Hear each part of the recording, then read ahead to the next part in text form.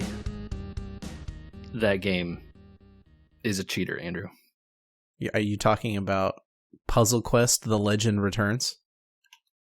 Is that the full name of that game? I honestly don't know. Not gonna lie. The first release of the game was called Puzzle Quest: Challenge of the Warlords. And the re-release on Switch is Puzzle Quest: The Legend Returns. That feels like the subtitle of a Highlander movie.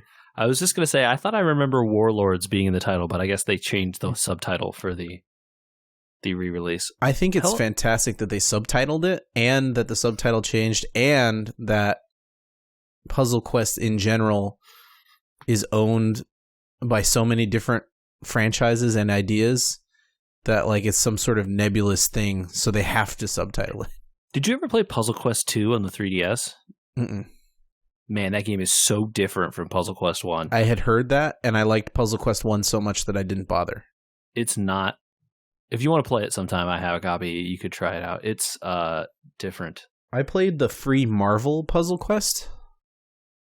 I remember you got into that for a while. For a hot minute. And then I was like one of the first people in the world to get a Wolverine.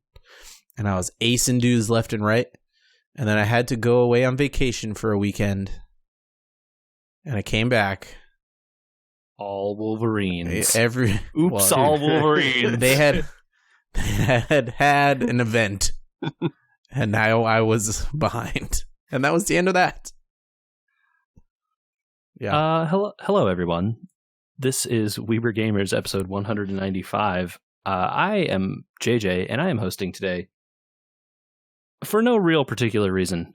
And you have already heard the voices of our wonderful co-casters here. That's Andrew over there. Hello. And Michael on the other side. Hey, everybody. Actually, I think this podcast comes out in mono, so you can't really hear the stereo difference. And honestly, I can't either, but you know what? And we would be technically in stereo, so we would be on both sides. Yeah. So I could do a setup where it would be stereo. I'm not going to do that amount of work. No, that's a bad idea anyway. Plus, why do you get center channel then? Yeah, why would I get center channel? I'm not important. That'd be silly.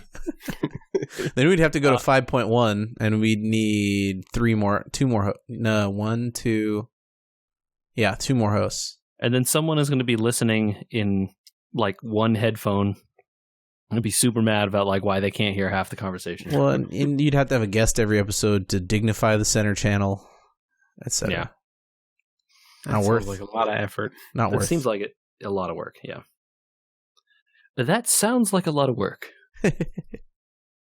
Well, today we're going to have an interesting show, I suspect. I'll lead it in with something a little less bad, maybe. We'll get to the dramatic sighing in a minute. This weekend, my wife and I decided to do some interesting cooking, and I have never made either of these dishes before from scratch here at the house. We made tortilla soup, which is great. Fantastic. Yeah, it is. And we made it from nothing. It's just like chicken and stock, and away we went. And man, that turns out really good. You get to use your own tomatoes? We don't have any tomatoes right now, unfortunately. Otherwise, we would have, and it probably would have been better.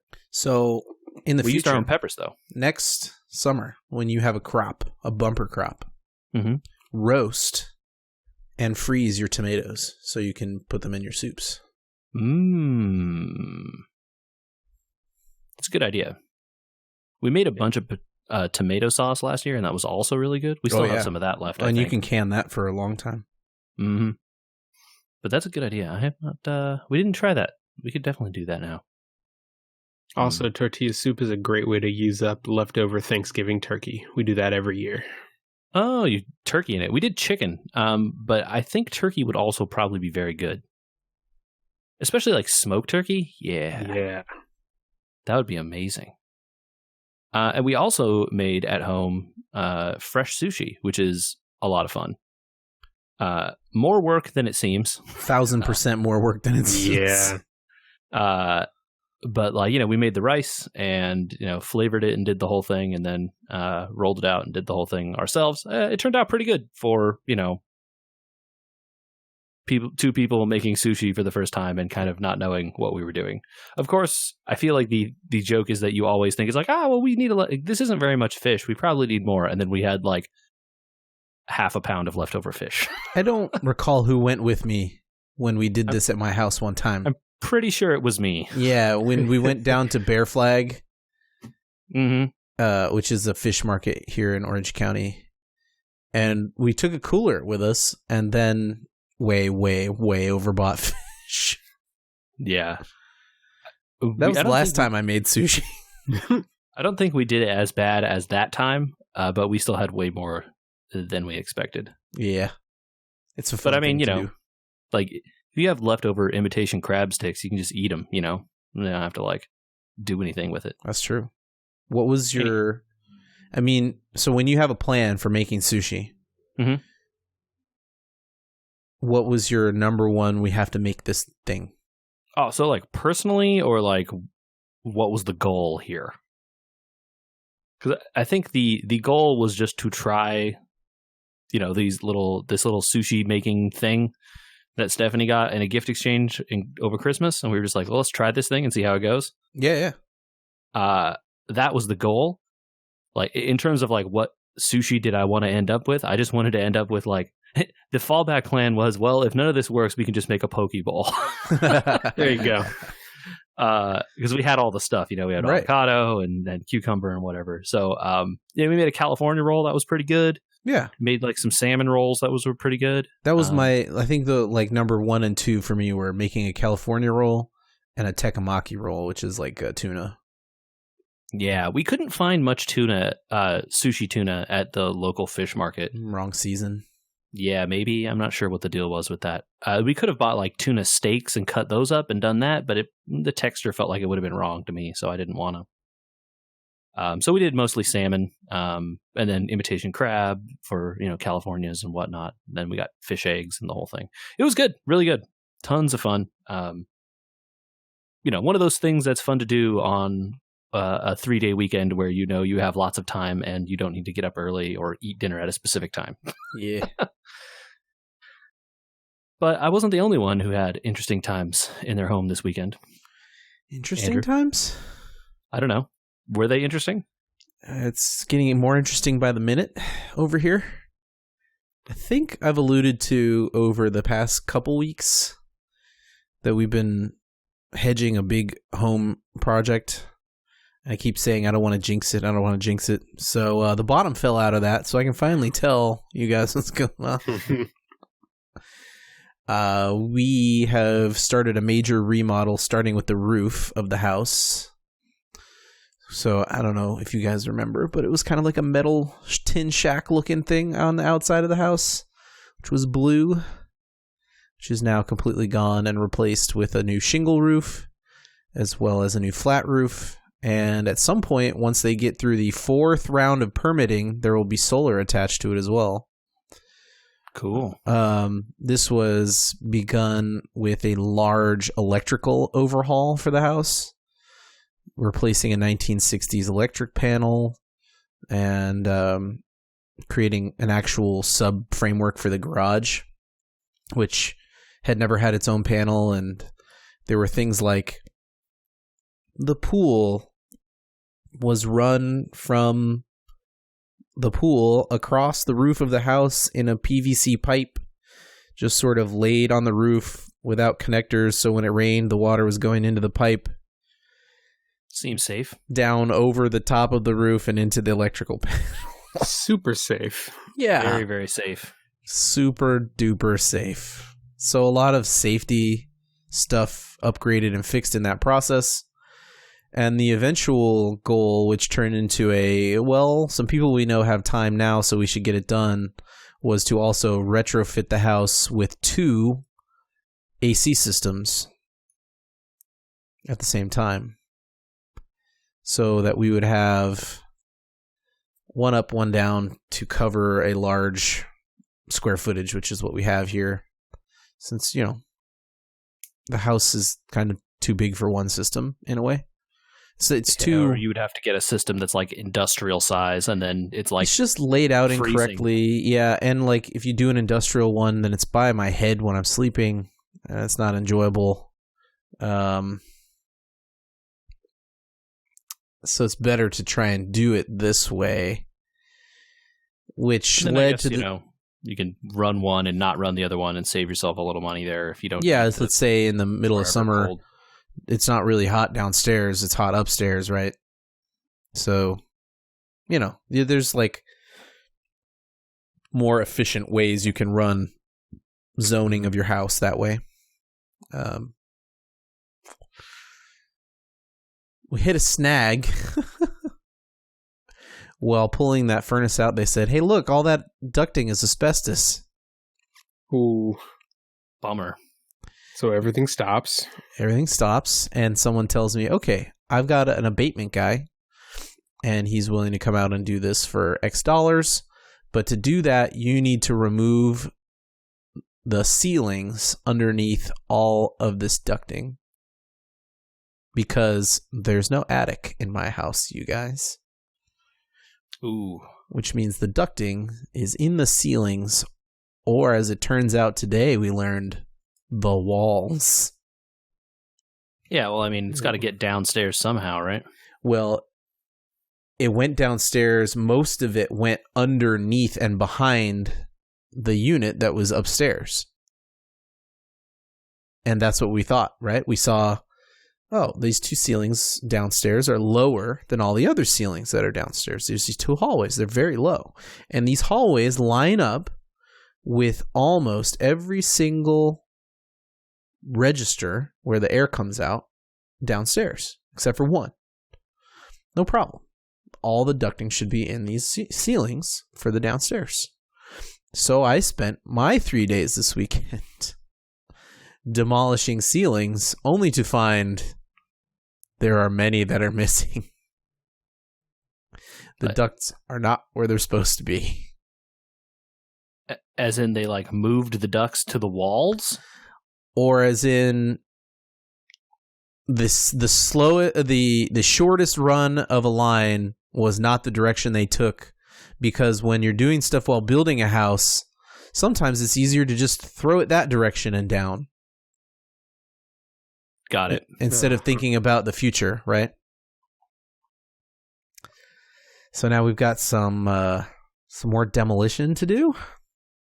Meanwhile, I have large amounts of open ceilings in my house, and for a couple of days this weekend, I was sweeping and cleaning and vacuuming and blowing air out because there's lots and lots of drywall dust that needs to come out. Anyway, our house is a literal disaster area. Man. Yeah, stuff has been pulled out of almost every room you can think of, because now I have to chase ducts into more rooms, which means taping and hermetically sealing off areas and more areas. So like there's plastic hanging almost over every doorway. Every bedroom has been closed off with plastic and tape. All this in the service of just getting rid of something that they knew they shouldn't have been using. Well, but it was so cheap back in the 60s and the 70s when they made the house, Andrew. So using industrial byproducts as a good what insulator. What a great idea. It was so warm and nearly free. How could it be bad? What could go wrong when you can find a use for industrial byproduct as insulation?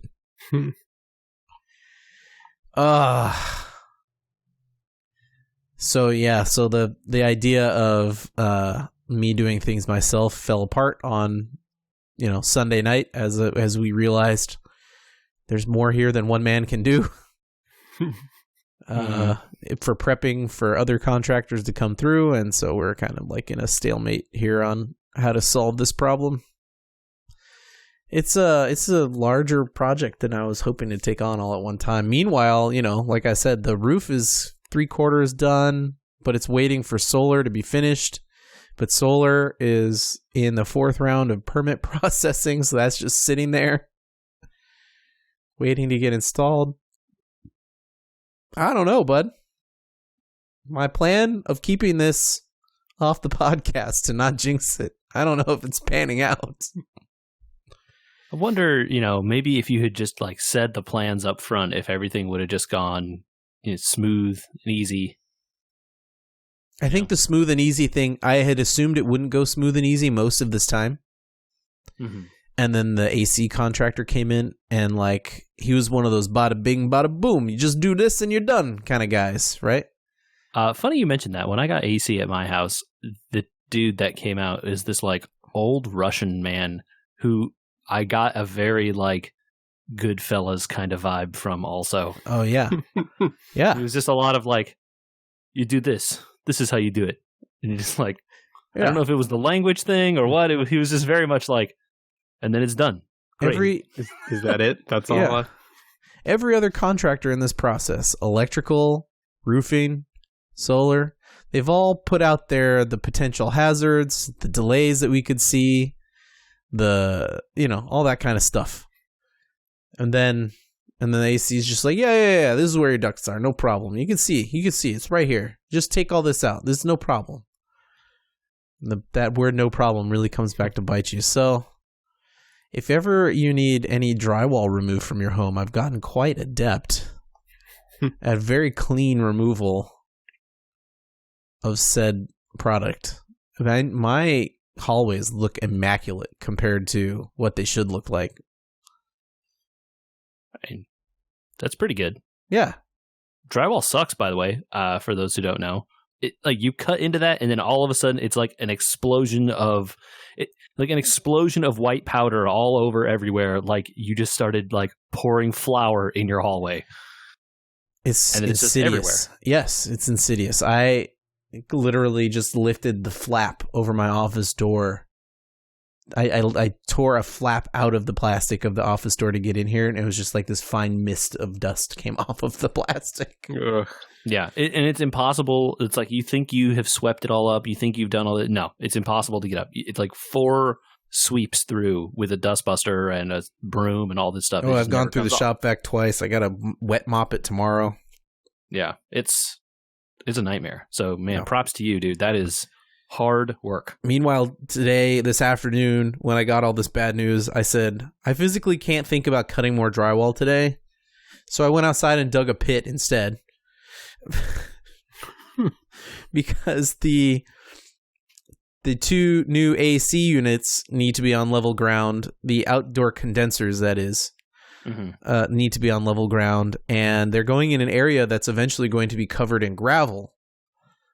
Well, if I don't get the gravel under them now, they're not going to get moved later because they're going to have electrical and...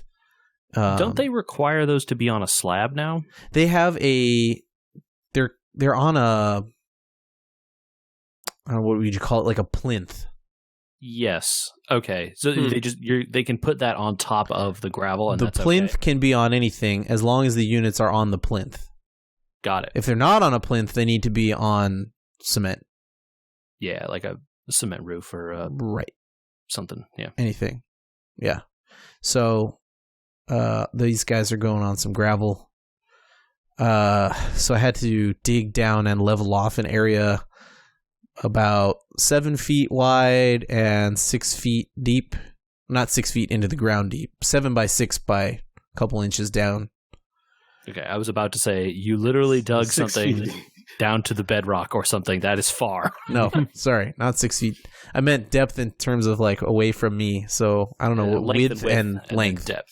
Yeah, depth would be down. That's not helpful. Okay. That's still a large area, though. Yeah, 7 by 6. Well, yeah, it's an overgrown area of weeds and everything else right now, and it's a whole new area that has never been graded because up to code can't be where the previous condenser was. Oh God, that was in front of the electrical panel. We can't have that. Huh. That's funny because, well, I guess it wasn't in front of the electrical panel. It was like off to the side. I'm thinking about when I got this at my house. There was like already hookups for one and everything. It's just like they had clearly taken it out before selling the house, you know? Yeah. Oh, yeah. And then they're like, oh, we could just like replace the one that used to be here. It's like there was a stain on the ground where it obviously was. And they're just like, and they just put it right there again. And I was like, no one No one checked to see if this was code or not. They just did it, you know? Thankfully, when you're replacing a piece of equipment, you don't technically have to pull your permit again. Yeah. But this is all going to have to be permitted, so we're stuck with having to make sure we're 3 feet from the gas line, 4 feet from the electrical line, etc. Wonderful. Yeah. So it's an adventure. I don't really know what to say other than that. I'm physically and mentally beat, you guys. So I'm guessing that's when you got taken advantage of by the computer in Puzzle Quest. Good segue. Already broken. I needed to decompress last night, and we are not staying in our home currently. Because like you just said, all the bedrooms are everything closed is literally hermetically sealed up. Yeah, exactly. So we're not staying here currently. I guess people listening to the podcast, I should delay this until we're back in our home. So our 7 listeners don't know where you live. So yeah, that's true. I needed to decompress. I tried with Puzzle Quest Challenge of the Warlord, The Legend Returns. I like the idea that it now has 2 subtitles. It's just 2 colons in a row. And then there's like an HD at the end or something. They just keep tagging stuff on. HD. There's an interesting thread, if you want to find it, about what got replaced in this remake with HD textures. Oh, they didn't redo everything? Let's say some of the artwork is not HD. Oh. Well, that seems like a choice. It's small on the Switch. Yeah. That's a loaded comment if you can't tell. If you like blow it up on a TV, I bet it might look kind of grimy. Yeah, that's what the threads are about, is like, this doesn't look so hot. So, that game cheats. Yeah. A lot. Mm-hmm. Some of the enemies... here's this... Okay. I just paused the game and left it at a certain point because I want to see how this goes. I ran into an enemy. I have 80 health. This enemy is the same level as me and says it's an average difficulty enemy. It's called a Scarecrow. Okay. It doesn't seem that tough. No, it doesn't. It has 2 abilities. If it has 7 yellow gems, there are 5 colors of gems. It can heal itself for 4. If it gets 15 red gems, it does 10 damage to you. That seems pretty straightforward. Yeah, it's pretty straightforward. The yellow gem ability doesn't end its turn, though. So it can just heal for 4 every time it has 7. As a paladin, can heal myself for some amount of health that is usually around 13 to 15. Depending on how many yellow gems I have when I heal myself. That game cheats so hard. Yeah. There are times when I'm like, okay, I'm not going to match these gems because I know that if I match these gems, the computer's going to cheat and drop skulls next to that exploding +5 skull. Uh-huh. And then stared at the gem map to try and find a different move. There isn't one, so I have to make the move, and it drops 2 gems 1 space away from the other gem, so that when it's the computer's turn, it automatically does damage on its turn from off screen. Yep. Or I'll take away all the red and yellow gems off the board so that it can't do its abilities. And then it'll get like a 5 chain, drop more onto the screen, and oh, lo and behold, the things that fell onto the screen were red gems, and now it does 10 more damage to me. But we can both heal. So I'm at 50 health, and he's at 170 out of 200. And we're just sort of sitting there as we go back and forth healing and doing damage. Yeah. So eventually I have to wonder if I'm eventually going to lose to the computer's, I don't know what you want to call it, but the just like attrition of the computer cheating. I mean, it's certainly possible. Although I guess the do you keep the stuff? You only get like the coins and the levels and stuff after the battle? Yeah, exactly. Uh, So you have to win the battle. You could quit and not lose, but then you don't. I've been battling for like 25 minutes. I have something stupid like 600 accrued experience out of this battle if I get out of it. you really need to get like really. Sometimes that game is really bad about like throwing enemies that are like close to your level, but the equipment you have is terrible. Yeah. So you just lose because it expects you have a sword that like adds plus 30 at this point, and you still have like a sword that adds plus 10. Yeah, but there's nowhere to buy a better sword. I know. I'm just saying that like the game is bad about that, and so you just get hosed in some cases, like certain parts of the game. That was my memory from when I played it a long time ago. I couldn't believe how rubber bandy it was. It was literally like, okay, I'm starting to do damage. I'm getting ahead on health. I can't make another move, and I as a rule try not to make moves near skulls near the top of the board because I don't want the game to drop skulls for the enemy to make damage on me. Mm-hmm. Because it always does it.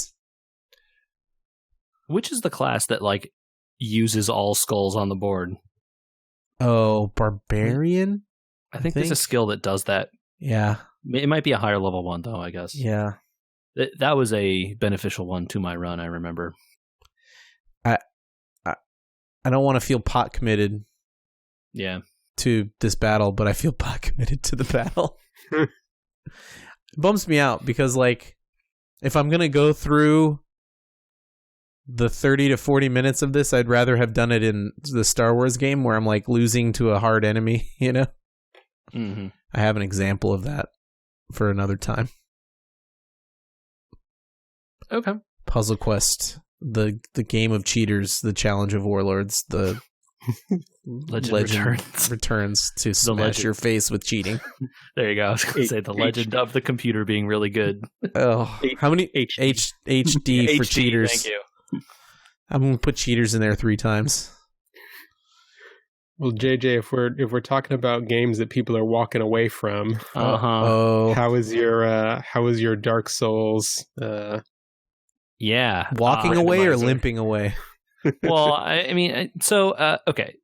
For those who didn't listen last week, it was last week, I think. I started playing a Dark Souls randomizer, and randomizers are like this class of games, I guess, where basically you mod a game and then it randomizes the locations of all the items. This one can also randomize the location of enemies as well. I opted not to do the enemy stuff because I don't think I'm good enough to handle like walking down a corridor and then seeing the last boss of the game walk up to me. Especially since they don't re-level them. Yep, they don't re-level them. You kind of get overpowered at certain points in the game, especially since you start with random equipment. Like you could just start with really overpowered equipment and then just be like, who cares about this guy? And just murder every single person. Thanks to waypoints, I have kind of an understanding of that and why it happens in Dark Souls versus the experience I just had in Star Wars, where it doesn't seem to happen that way. So I think it's probably possible to happen in that game as well. You're just not there yet. Like you got to hit a certain point, right? Yeah, there's definitely there's a skill tree in Star Wars, and you unlock more skills and stuff. But it's not like you like instantly do tons more damage or have more health or enough force or whatever. Unlike Dark Souls, where like if you grinded in Dark Souls, you just make the numbers go up and then you're overpowered. Do none of the skill points just straight up give you like, hey, you could use this skill a second time? Hey, you have an extra bar of force or whatever? None of it does that? There's 2 of those. There's one that's like, hey, you want some more health? Here's a little bit more health. Hey, you want some more force? Here you go. You could cast that spell one more time. I'm surprised there aren't like more of those in the skill tree, because that's like definitely a thing to put in. It seems like there's a major gate that you have to get to on the main story planets, where it's like, you've gone to this main story planet. Enjoy your large new power, which will open up more of the skill tree. Okay. So they kind of prevent you from just going wild. Yeah, right. So like, man, we're getting off track here, but like I went to the wrong planet. So I leveled a lot because I got a lot of experience, but like I filled out the skill tree and I still can't beat some of the enemies on that planet. Yeah, well, maybe that means it's time to go back to the other one. Yep, that's about where I was on Friday, and I have not been back because my computer did not have any internet, which is a problem when you're trying to launch games that need a key from the internet. That is totally a thing, by the way, in Dark Souls games. At some point, you're just like wandering around and you wander into an area and you're like, man, these guys are really tough. They're just getting my butt kicked over and over here. What is going on? And then you fight through and you get to a point and you're like, all right, I think I did something. And then like the next series of enemies after that are like even worse. Yeah. You're just like, you know what? Nope, I'm leaving. Oh yeah, I gotta go explore somewhere else. It's time to go. Mm-hmm. I was down near what they call what a bonfire would be, but in Star Wars. And I would leave the bonfire, fight the first 3 enemies, and be like, man, I had to use all my health packs on that fight. Back to the bonfire. Let's try it again. I got a lot of experience doing that, but I just couldn't make it past those dudes. And you also then like eventually learn like, okay, now I can do this first guy and not get hit. Yeah. Okay, well now I can do this second guy and not get hit. And then, that sort of allows you to push. Okay, I'm going to derail you again. So I did that. I did that. Mm-hmm. I did that. I finally make it through the fight. And at this point in the game, I had 2 health packs, right? They call them stin packs. And so I do that in this fight. And I'm like, yes, I did it. I only used 1 health pack. I'm going on to the next area. And I walk through the door to the next area, and a hidden dude jumps out from the side of the door and aces me in the face. It's 100% Dark Souls, man. That's like aces me in the face.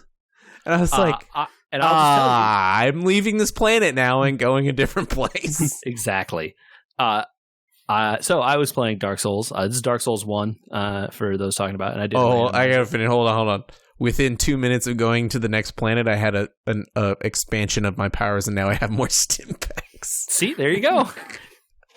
All right, Dark Souls. So in the randomizer, like all the items can be wherever, including like keys to open doors that you need to progress to other areas, or the items that you need to collect in order to open the door to the final boss, that kind of stuff. And it could just be like on a dead body in the corner. Does the game do a good enough job that it doesn't lock you out? Yes. So there's logic in the code that places the items that says, okay, well, if like I put this here, that's needed for these other things. That means I can't put these other things in a place where you can't get to this one. So the logic is pretty robust in terms of like, hey, you need these things to go to these places. So it doesn't lock you out. But that doesn't mean it's not going to put it in some obscure backwater location that you didn't know was there. Or make you go through, a whole bunch of areas to get end game content just to open a door at the beginning that you need to open. In Dark Souls 1, there's a great area, and by great I mean awful, called Blight Town. And it's called that. It's called that because it is literally a blight on this game. It's a blight on the frame rate. It's a blight on your patience playing the game. It's a giant swamp. And when you walk through water, like knee-high water or whatever, you move slowly. But beyond that, it's not just a swamp. That would be too easy if it was just you have to move slow because you're in water. Oh, no. This is poison water. Oh, good. So your poison meter is constantly filling up. And then once it hits to the top, you start taking life over time. Poison meter? Yeah, there's a meter for poison. Like your poison builds up, and when it hits the max, then you are poisoned. Does your poison go down over time? Yeah, so then once it's built up to the top, it sort of starts a timer, and then once that expires, then your meter starts over again. Okay. But during that timer, by the way, is like 2.5 minutes or something. Meanwhile, like every second, you're taking 5 damage or whatever. I don't know how. I'm making the numbers up. I have no idea. Oh, but it doesn't stop there, friends. No. There are these enemies in Dark Souls 1 who are the bane of my and everyone else's existence. They are called blow dart snipers. And I had because I had to look up the name because I was so frustrated. They shoot these tiny little arrows. Like a lot of the enemies in this game have arrows, right? Like big bow and arrows, whatever. You can see where they're shooting. The arrows are big enough. You can bring your shield up or roll or whatever. Yeah, or you get a lightsaber and flick that stuff back at them. Yeah, that would be cool. These shoot like tiny little darts, like little white pixels that fly across the screen. And they don't just do poison. They do super poison. Super poison. It's called toxic in this game, which is like ultra poison on steroids. And it's like 5 times the damage of regular poison, and the meter to build up is way smaller. Uh-oh. Wonderful. I see where this is going. While you're trudging through this swamp, avoiding these guys shooting tiny darts of death at you, there are this swamp is huge, by the way. It's like a giant underground cavern, right? And there are little items hidden around corners all over in the various far ends of the swamp. You got to run to this one. You got to turn around and run back the other way and around a corner, find that one. And any one of these little places could have like very important key items. So you're saying one of them was there, and that's when you quit. Well, so I don't know where it was because I couldn't find it. So Dark Souls is, a lot of the areas are interconnected. You can run back and forth between all the many of the areas, so it's very easy to get places, or it's very easy to get to a lot of places, right? But later in the game, once you've gotten to a certain point, you gain the ability to warp between the bonfires with this item called the Lord Vessel. It's a big thing getting it in the game, but the Lord Vessel can literally just be on a corpse somewhere, like near the beginning of the game, or like you could get it from killing the boss that you normally get it from. Who knows where it is? Right. Well, so I went and killed that boss. I did all that stuff. No Lord Vessel. Through Anne Orlando, no Lord Vessel. I went and did the Painted World, which was awful. Did that. Went and did, ran around through Blighttown and found, most of what I could find through there. And I didn't see it. And I'm like, you know what? I don't want to just run around this poison swamp anymore and just get murdered by these blow dart sniper guys from all over wherever. I just don't want to do it. So I think I'm not going to do it. That's my. It's been a good run. Yeah. Well, thanks Randomizer for trying. Yeah. I may go look at the cheat sheet to see, because when you do it, it generates a text file that tells you where everything was. But it's no fun if you look it up. So would a new randomizer of that, like, okay, this runs too hard because I couldn't find the thing, I should start over and start again? Or is it just like, that was a fun experiment, I'm good? I don't know. Maybe I'll try it again. I don't know. I think I'm good with this for now. Maybe if they add some more settings to it, maybe that allow me to randomize the enemies in a less unfair way. It would be fun to try the enemy randomizer, but it needs to be more fair before I'm willing to try it out, because I can just picture myself getting aced over and over by the area where, like, there's a whole area where everything is dark and you need a lantern or whatever to walk around to see, basically. And there are tons of hidden enemies just around corners that you can't see in there. And I can just imagine, like, walking down somewhere and then, like, a boss jumps around a corner and murders me.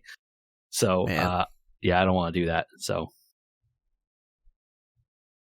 I couldn't believe that thing jumping out and just killing me after all that hard work. I was so sad and so upset. I just left my experience on the planet. I was like, I'm done. I'm good. The funny thing is that now that you knew that it's there, it wouldn't be a thing. Like, you would just walk up and, like, already be facing that direction with your guard up, and then you're fine. Yeah, that's the Dark Souls way, man. They always get you with that stuff. Andrew, you share. Yeah, exactly. You got to learn. You sharing that with me has filled my heart with happiness. Well, enough about us. What did you get up to this weekend, Michael? So we went down San Diego way, actually. We went to the San Diego Zoo. Ooh. Saturday was a beautiful day in sunny San Diego, like many of them are. And we decided that we were going to go spend some time walking along and seeing the wildlife. Zoo or wild animal park? So we went to the zoo. Okay. I had never been. Oh. So it was my first time seeing the San Diego Zoo, which everybody says is one of the best in the country. It's massive. It is very massive. It is very big. I'm glad we decided to go ahead and get the membership so we can go back. Let me blow your mind. The wild animal park is bigger. I'm for it. The wild animal park is bigger in distance, like walking or whatever, but I feel like there's less to see. Yeah. Oh, yeah, definitely. There is more area to cover, but at some point you should take the tram or whatever that they give you because it's big. Yeah. Cool. So you guys enjoy the zoo? Yeah, it was good. Solid. What animal, when you go to the zoo, is like your number one jam? Like, oh, they got one of those here. Ooh.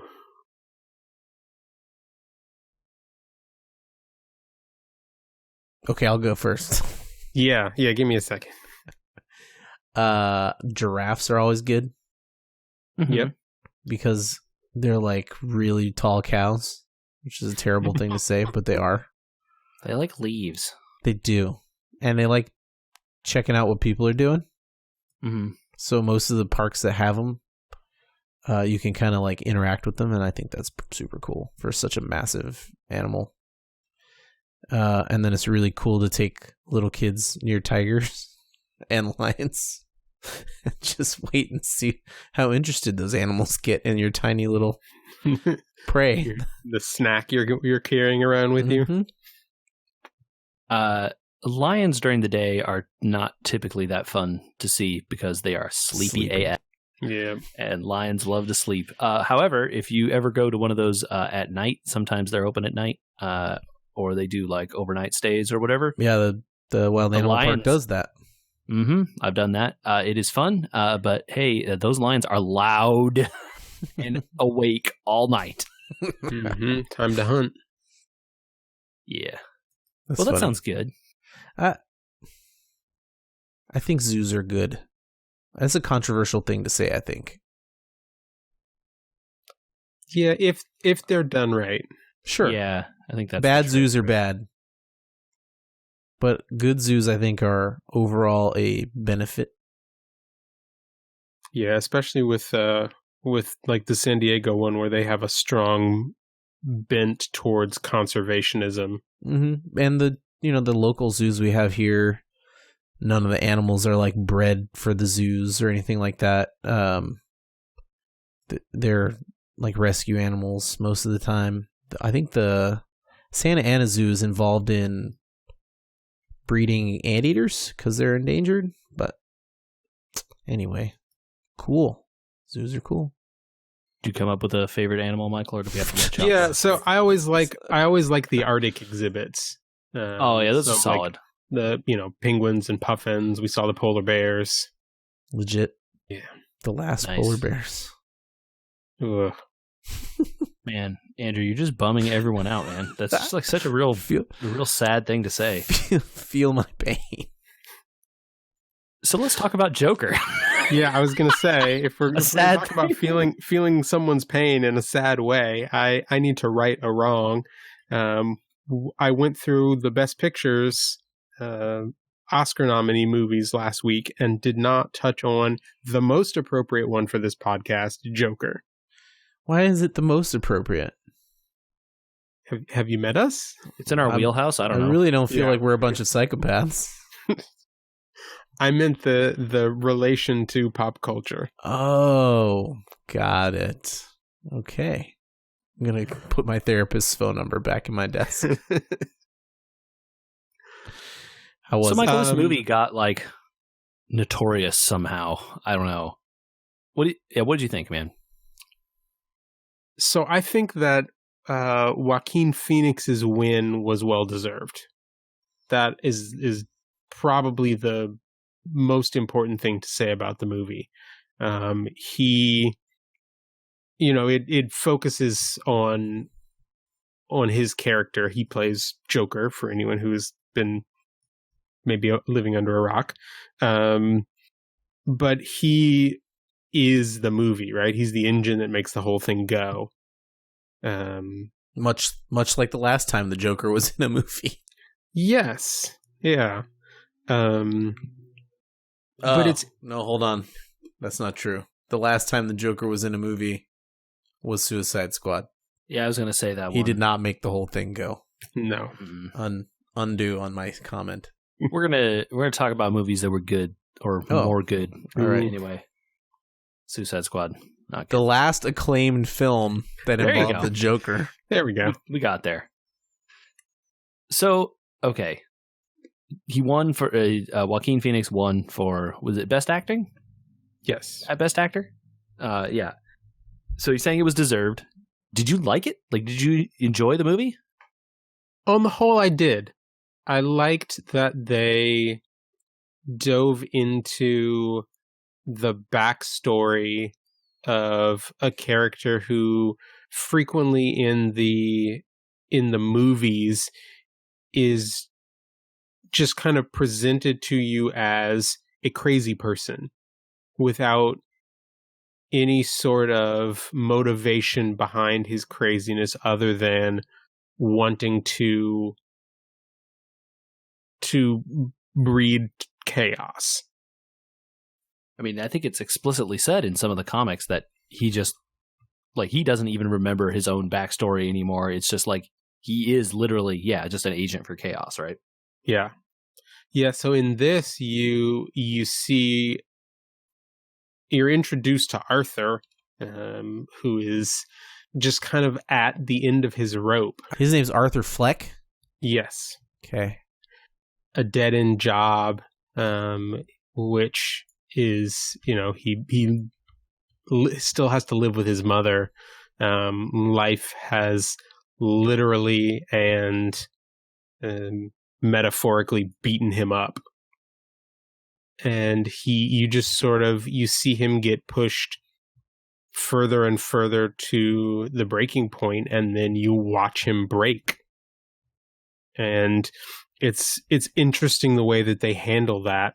Like he breaks and very much leans into that. And a lot of it is him sort of realizing that he likes himself as this new broken person, and that it offers him a degree of freedom that he didn't have as Arthur. Does the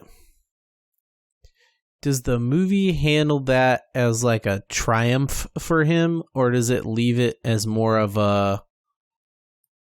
Because I think a lot of people celebrated that type of character change a little bit, and that was kind of part of the phenomenon. It sounded like yeah, we should all be this removed from the shackles of morality and life, and nothing should hold us back, and like people that got really into this on the internet and take definitely things too far.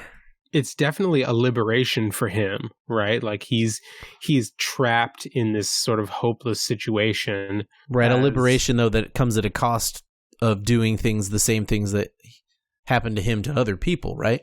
Sure, yeah. Like do they tackle that in the film, or do they just sort of celebrate it? I feel like it's left a little bit open-ended. It kind of offers you, I'll say it kind of offers you both sides. And lets you make something of your own choice. The dreaded both sidesism. Uh-oh.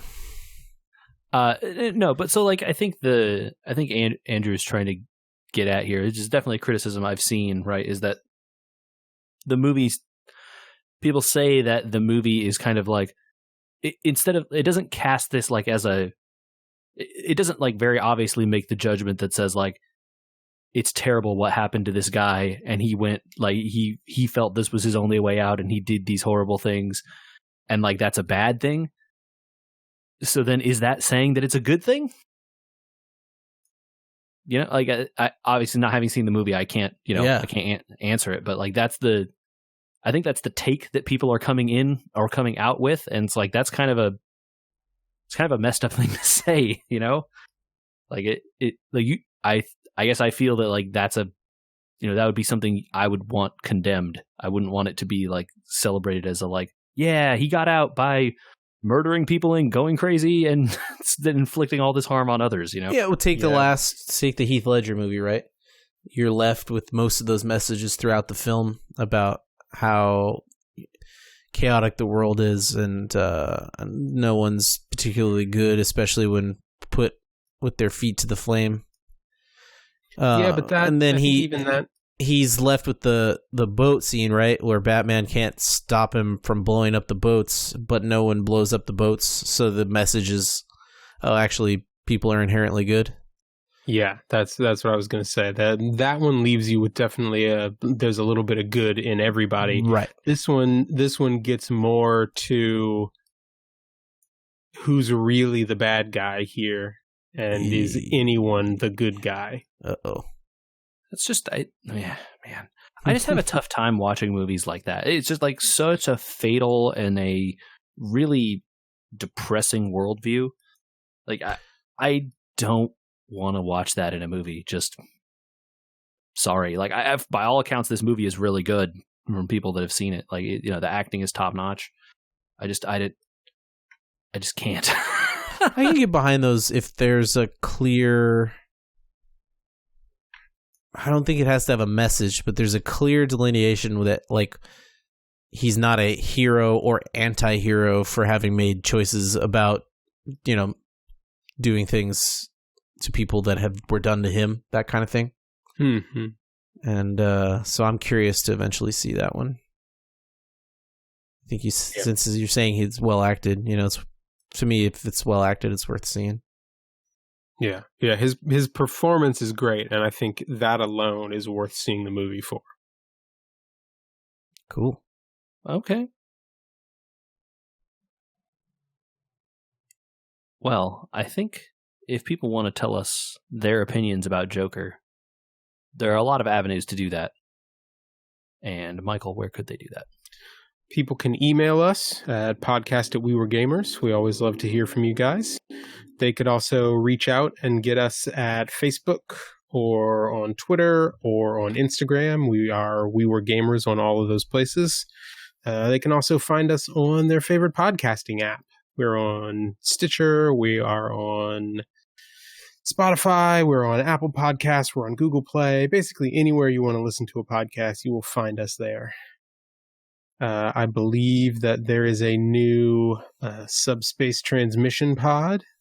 Yes, so there for is. All of you Picard fans out there, you can hear Andy and JJ discuss their thoughts on the new season, the new show. Yeah, man. Andrew, did you see episode 4? Bro. Uh-oh. We will talk. Some spicy takes? You owe me a ship. We will talk. You owe me a ship. Yep. Mm-hmm. Oh, man. Yeah, that Subspace Transmission's a good one. I liked it. It went long, by the way.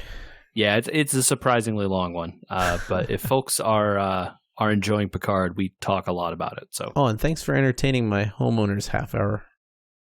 You know what? It was interesting, honestly. Hopefully it's informative when we do those.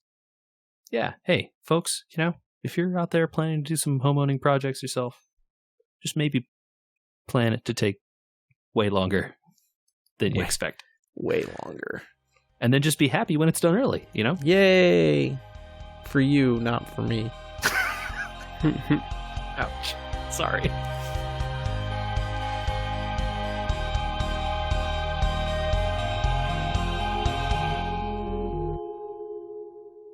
What a special day. Hey. He's alive. We'll see. We'll see if all this particle inhalation gets to me.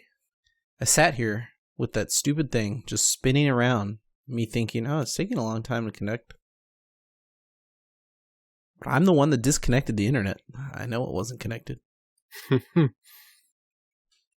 Since it's mostly going to be your guys' stuff, I have an update on Puzzle Quest and how much of a fucking cheater that game is. Hold on. I'm not recording. And then you shine light through it, and somehow the light determines, data. Yeah. But because the cable, it doesn't matter what kind of cable you use, with fiber optic cable, the speed can be upgraded by changing the thing, shining the light in, and receiving the light on the other end. The cable is not rated for speed. So you trying to keep up with fiber is like a losing game. You will never win.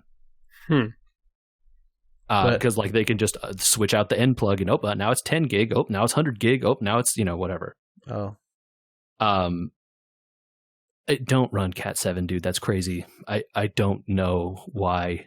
Like how Cat 5e was good for like 10 years. Cat 6 is going to be good for 10 more years. Like, like how many PCs are you going to be running stuff? I assume like a NAS or whatever and another PC. Like how many, I just want to make sure that I'm using, like, I'm not going to be stuck with like 10 gig throughput when they're at like 1,000 gig throughput. How many years are you going to own this house? Fair. That's the other end. If you want to get real safe, maybe try and find some 6A. But I don't think you need 7. That's crazy talk.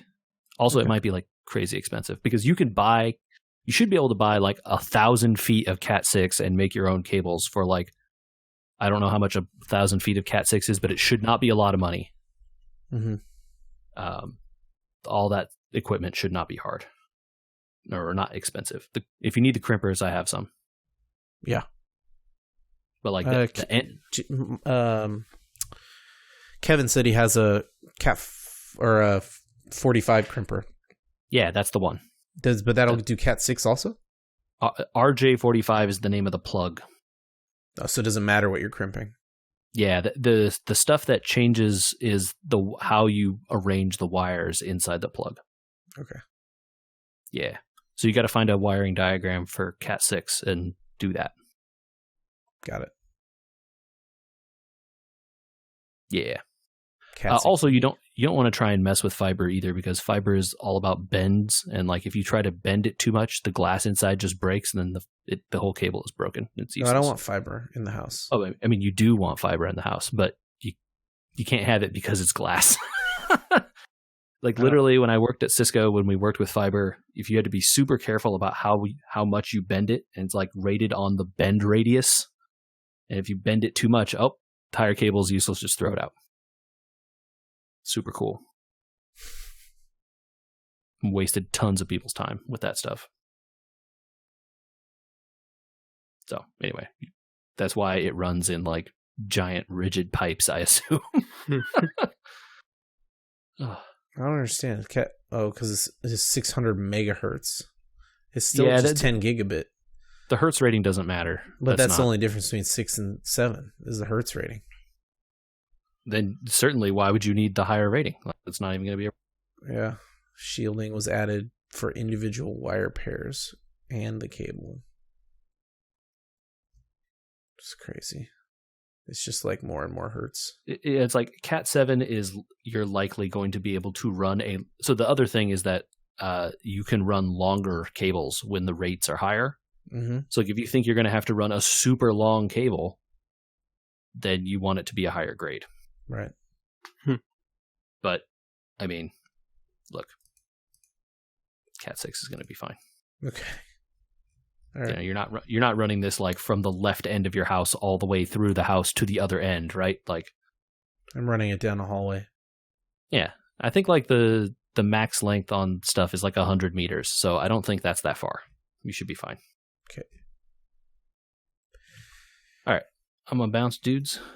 Good pod. Thank you, Andrew, for making it here. Oh, yeah. Thanks for having me. Sorry about the late start. Yeah, no worries. I can't believe I was just sitting here with a disconnected cable because it's sitting in the other room because I had to get it out of the way.